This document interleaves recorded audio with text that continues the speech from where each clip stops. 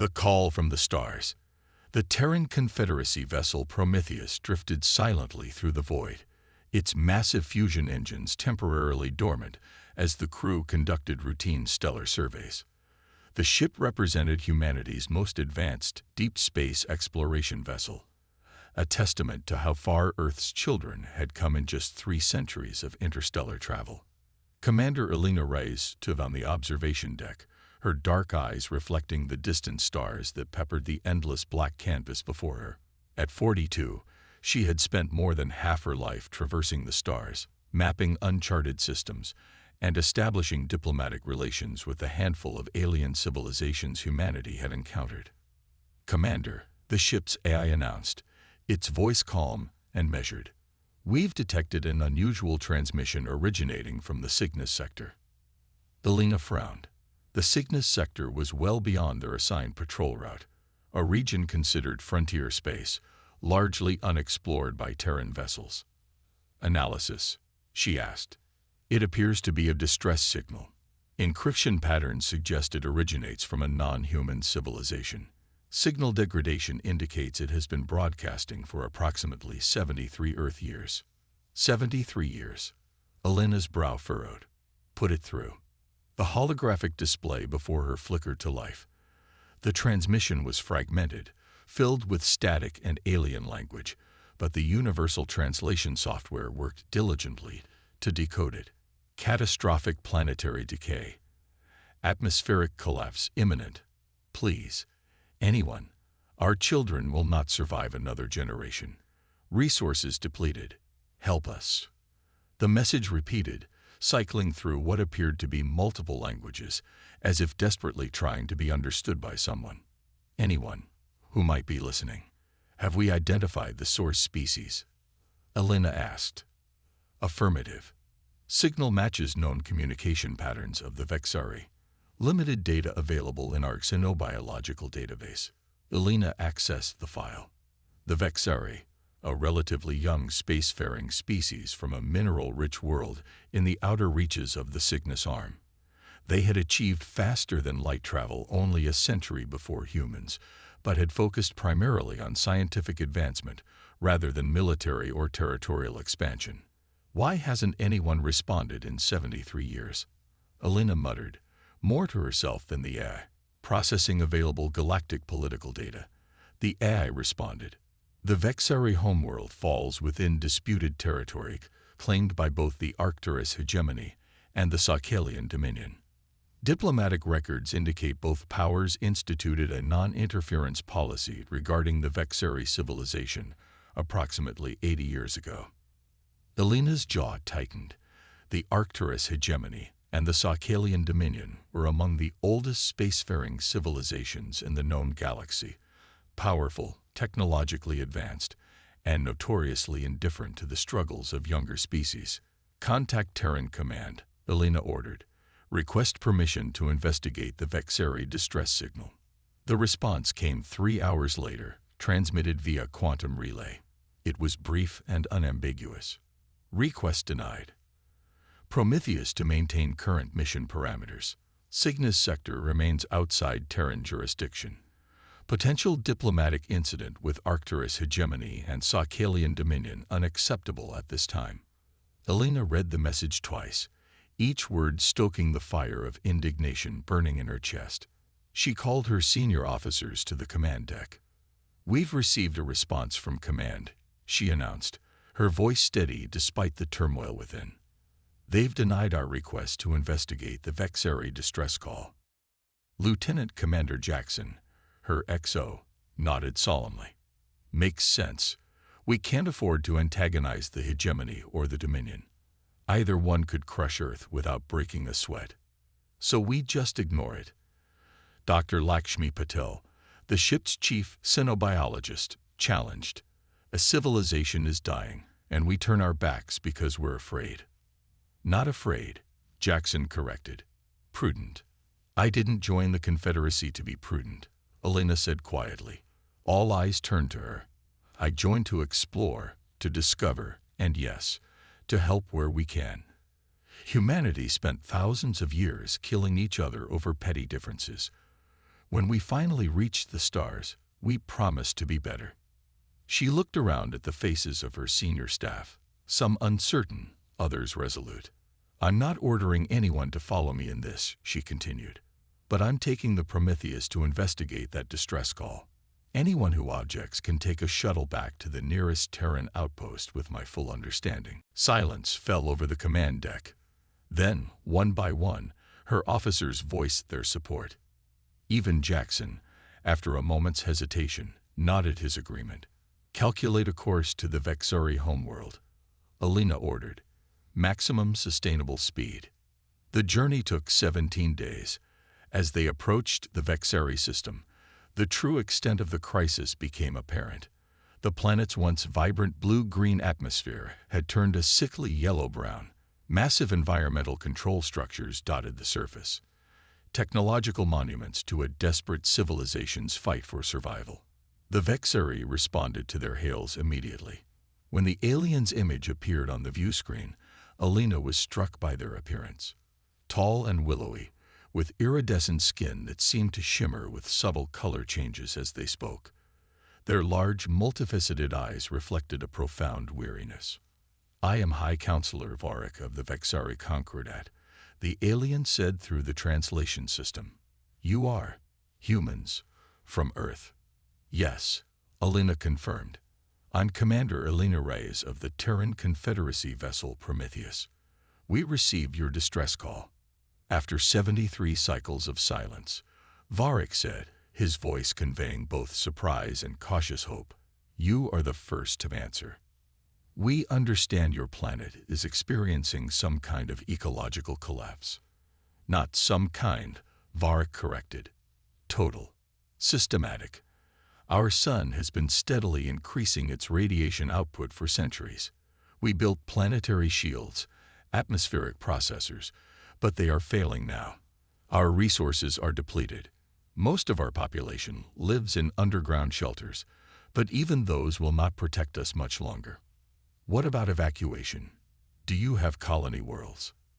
We attempted to establish colonies decades ago, Varric explained.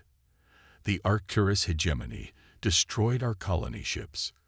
They claimed we were encroaching on their territory. The Saukalian Dominion blocked our attempts to seek asylum on their worlds. Other species, they simply looked away. Alina felt a coldness settle in her stomach. Why would they do that? Because we have nothing to offer, Varric said simply. No military power, no rare technologies, nothing they cannot already obtain elsewhere. The strong have no need to aid the weak in this galaxy, Commander Reyes. That is the way it has always been. Alina straightened her shoulders. Not anymore. Not while I have anything to say about it. After the initial contact, Alina sent teams to the surface to assess the situation firsthand. The reports were grim. The Vexari's environmental systems were sophisticated but breaking down after decades of continuous operation. Their atmosphere was becoming increasingly toxic, and radiation levels were rising steadily. Without intervention, the entire species, all 12 million remaining Vexari, would perish within 5 years. The senior staff gathered to discuss their options. Dr. Paddle presented her findings from the surface. Their genetic engineering is actually quite advanced, she explained. They've been modifying themselves to withstand the changing conditions, but evolution can't keep pace with the rate of environmental degradation. What about their technology? Asked Chief Engineer Kovacs. Any chance we can help repair their environmental systems? Possibly, Dr. Paddle replied. But it would require resources we don't have on board, and expertise in atmospheric engineering beyond our capabilities. Then we evacuate them, Alina stated firmly. The room fell silent. Commander, Jackson said carefully, the Prometheus can carry perhaps 1,000 passengers in emergency conditions. There are 12 million Vexari. I'm not suggesting we take them all on the Prometheus, Alina clarified. We call for help. From Earth, from our colonies, from any independent worlds willing to assist. And when the hegemony or the dominion objects, Jackson pressed. Alina's eyes hardened. We deal with that when it happens. I'm not letting 12 million people die because some ancient civilizations decided they weren't worth saving. The decision made, Alina sent a priority message to Earth, detailing the Vexari's plight and requesting immediate humanitarian assistance. She knew she was likely ending her career, possibly even facing court-martial, but the alternative was unconscionable. While awaiting Earth's response, she deployed the Prometheus's engineering teams to assist with the most critical environmental systems on the Vexari homeworld. It wasn't a solution, but it might buy them time. 3 days later, a Saccalian warship entered the system. Its commanding officer, Supreme Director Israel, demanded that the Prometheus withdraw immediately. "This matter does not concern humans," the Saccalian stated coldly, its insectoid features impassive on the view screen. The fate of the Vexari was determined long ago. By whom? Alina challenged. Not by the Vexari themselves. Not by any standard of decency or compassion. Compassion. Israel repeated the word as if tasting something unfamiliar. A curious concept. Inefficient. The Vexari contribute nothing to galactic stability or progress. Their extinction is regrettable but inconsequential. Not to us, Alina replied, and not to them. Your presence here violates established territorial boundaries, Israel continued. Withdraw, or we will consider it an act of aggression against the Saccalian dominion. We're engaged in a humanitarian mission, not military action, Alina insisted. We pose no threat to the dominion. Your definition of threat is irrelevant. You have 6 hours to depart this system. The transmission ended abruptly. Alina looked around at her crew, seeing the fear in their eyes, but also the determination. Maintain position, she ordered. Continue assistance operations on the surface, and prepare defensive systems, just in case. As the deadline approached, Alina received a response from Earth. It wasn't what she had hoped for. Formal assistance was denied, citing diplomatic concerns, but there was a personal message attached from Admiral Chen, her former mentor. Alina, officially, I must order you to withdraw. Unofficially, help is coming. Independent traders, refugee transports, people who remember what it means to be human. Hold the line. 6 days. 6 days. They needed to hold their position against one of the most powerful civilizations in the galaxy for 6 days. All hands to battle stations, Alina announced over the ship-wide comm. We stand with the Vexari. Whatever comes next, remember why we're here. When compassion defies logic, the Saccalian warship loomed in the darkness of space, a predator waiting to strike. The 6-hour deadline had come and gone, yet the expected attack hadn't materialized.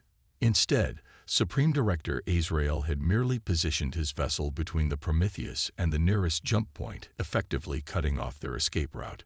They're waiting for reinforcements, Jackson speculated as he studied the tactical display.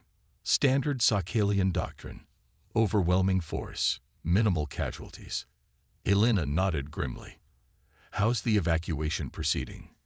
Slowly, Dr. Petal reported. We've managed to bring about 700 Vexari children aboard. The council insisted the young be saved first. She hesitated. Alina, even if these independent ships Admiral Chen mentioned arrive, we can't possibly evacuate 12 million people. I know, Alina admitted, but we can save some, and maybe buy time for the rest. Chief Engineer Kovacs had been uncharacteristically quiet during the meeting. Now he cleared his throat. Commander, I might have an alternative. All eyes turned to him. The Vexari's atmospheric processors are ingenious, just underpowered and wearing out. With modifications, we could repurpose our fusion reactors to power their systems, at least temporarily. That would leave the Prometheus defenseless, Jackson pointed out.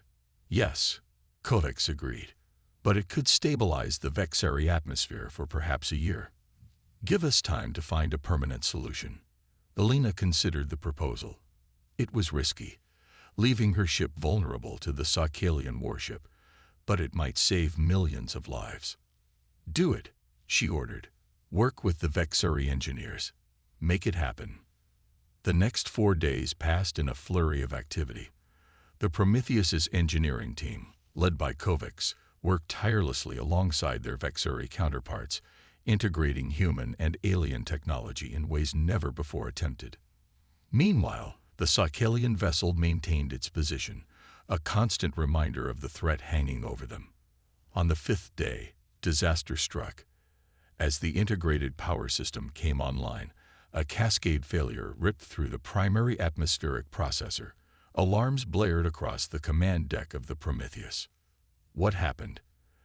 Elena demanded, watching in horror as smoke billowed from the massive structure on the planet's surface. Sabotage, Kovacs reported grimly, his face ash-gray on the view screen. Someone introduced a virus into the control systems. It overrode the safety protocols, forced a power surge through the main conduits. Can you fix it? Not in time. The main processor core is completely fused. We're looking at atmospheric collapse within 72 hours. Elena slammed her fist against the console. The Saccalians, they must have agents on the surface. Actually, a new voice interrupted. I believe the sabotage originated from within your own crew. Elena whirled to face High Counselor Varric, who had quietly entered the command deck. What are you talking about? She demanded. One of your security officers was caught attempting to access our central environmental database. When confronted, he took his own life. Elena felt as if the deck had dropped out from beneath her feet. Who? She whispered. Lieutenant Michaels. Varric replied solemnly. Jackson swore under his breath.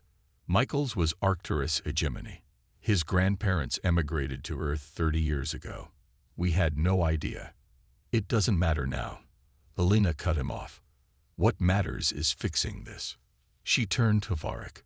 Do you have backup systems? Yes, but they would require months to bring online, and without the main processor. Then we improvise, came a new voice.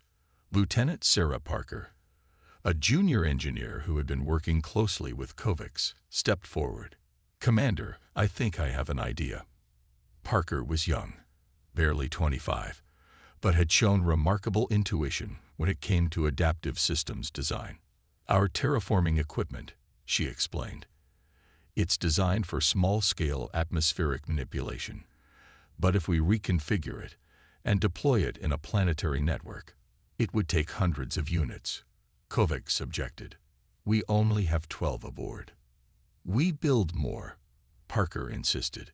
The Vexari have advanced manufacturing capabilities. With their help, we could produce enough units in 48 hours. Even then, Jackson argued, we'd need to deploy them across the entire planet. Not necessarily, Parker countered. If we position them strategically at key atmospheric circulation points, we could create a cascading effect. She pulled up a holographic model of the Vexari world.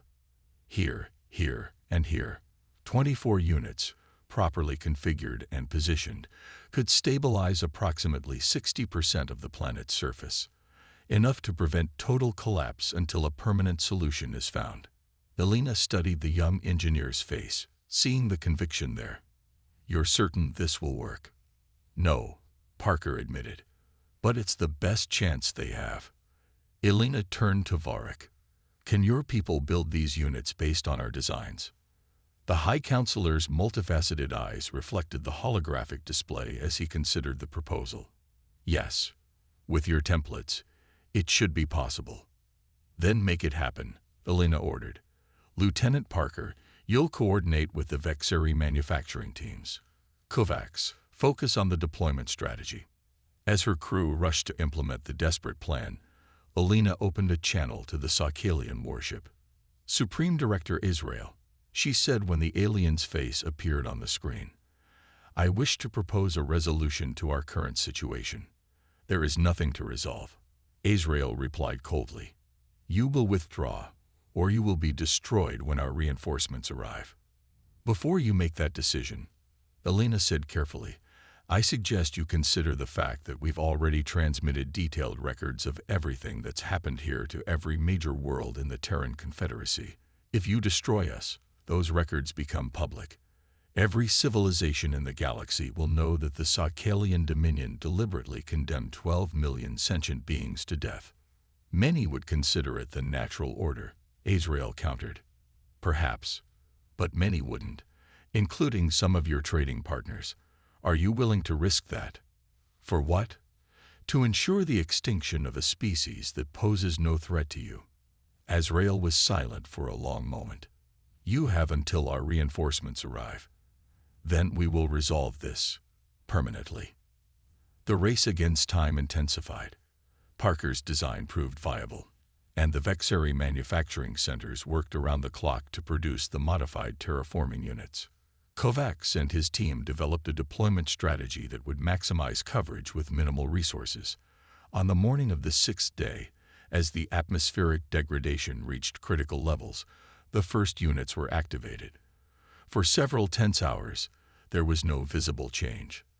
Then, gradually, sensors began detecting a shift in the atmospheric composition.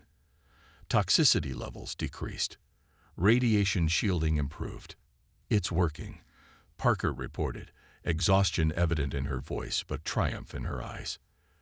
The cascade effect is stronger than we predicted.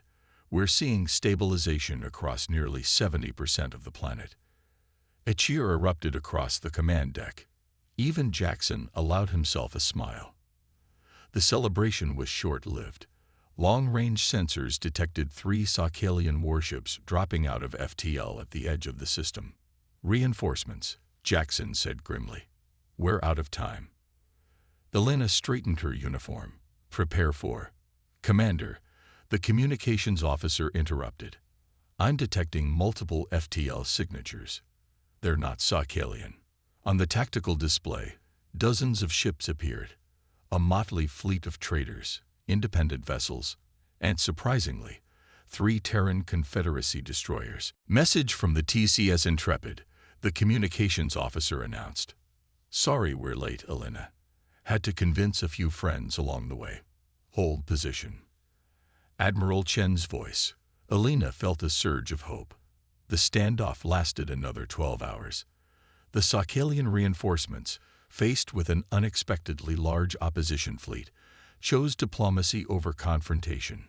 Supreme Director Azrael, after lengthy negotiations, agreed to allow the humanitarian mission to continue, provided no permanent Terran military presence was established in the system. In the aftermath, Elena walked the recovering surface of the Vexari homeworld with High Counselor Varric. The sky, while still tinged with yellow, showed patches of clear blue. The emergency measures would hold, and with the resources brought by the relief fleet, permanent solutions could be implemented. You risked everything for us, Varric said, his voice resonating with emotion. Your career, your ship, your lives. Why? Elena considered the question carefully. Because it was the right thing to do, she said finally. Because every sentient being deserves a chance to survive, to thrive. Because turning away from suffering isn't who we are, or at least, not who we aspire to be. The other civilizations said we were insignificant. Varric noted that our extinction was inconsequential. They were wrong, Elena stated firmly. No one is inconsequential. No life is without value. As they crested a hill, they saw a group of Vexari children playing in a field, their iridescent skin catching the filtered sunlight. Beyond them, human engineers worked alongside Vexari scientists, gesturing animatedly as they discussed plans for a permanent atmospheric shield. The Sakalians, the Arcturus hegemony. They've ruled this sector for millennia because they believe might makes right, Elena continued. But there's strength in compassion too, in standing together, in helping each other survive. Word of humanity's actions spread quickly across the galaxy. Some ridiculed them for expending so much effort to save an insignificant species. Others watched with newfound respect, and perhaps a touch of fear. For if humans were willing to defy the dominant powers to save the Vexari, what else might they do? 6 months later, the Terran Confederacy and the Vexari Concordat signed a mutual defense pact, the first of its kind between humans and a non-Earth species. Other younger civilizations, long intimidated by the older powers, began reaching out to Earth. A new alliance was forming, founded not on military might or technological superiority, but on a shared belief that every civilization deserved the right to exist. Elena, cleared of all charges of insubordination by a confederacy that recognized the diplomatic coup she had inadvertently engineered, stood on the observation deck of the Prometheus once more. The ship had been repaired, refitted, and assigned to lead a new exploration initiative, one that would seek out other civilizations in need, offering help where others had turned away. "Commander," the ship's AI announced, "we're receiving a transmission from a system in the Perseus arm. Possible distress call." Elena smiled. "Set a course. Maximum speed. Let's see who needs our help today." In the vastness of space, where cold logic and power had ruled for countless millennia, a new force was emerging, one that older civilizations had long dismissed as impractical, inefficient, perhaps even dangerous: compassion. And it burned brighter than any star.